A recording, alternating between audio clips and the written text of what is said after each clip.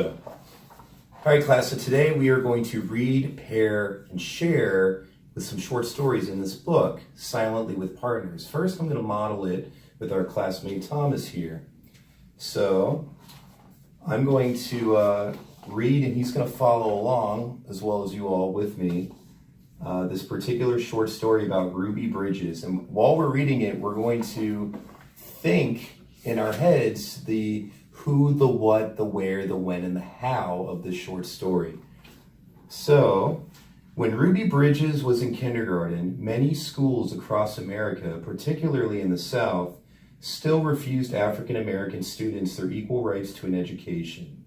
Ruby wouldn't be treated like a second-class student, and she persisted, walking for weeks past angry, hateful protesters to integrate an all-white elementary school in New Orleans.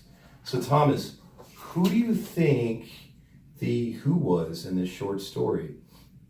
Was it Ruby Bridges? That's exactly who I thought as well. So that would be the who of our short story.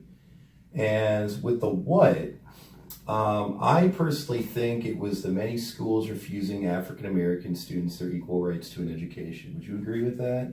The what of the story? That sounds right. Cool. And what about the where?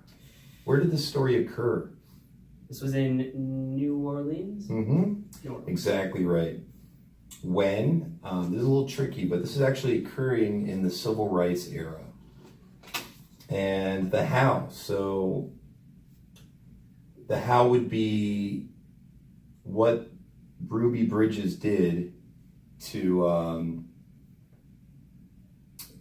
remedy the situation of this story. So in this instance, she persisted and she continued to walk to the school past angry, hateful protesters to an all-white elementary school. So she played a big role in the civil rights movement. So what we're going to do is I'm going to pair you all up into small groups of two.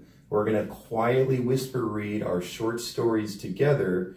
We're going to keep in mind who we think the who, the what, the where, the when, and the how are, and then we're going to discuss it with our partners afterwards. So I'm going to give you about 20 minutes to do so. 20 minutes later. Okay. So once I bring the class back together, I would have them discuss with each other the who, the what, the where, the when, and the how.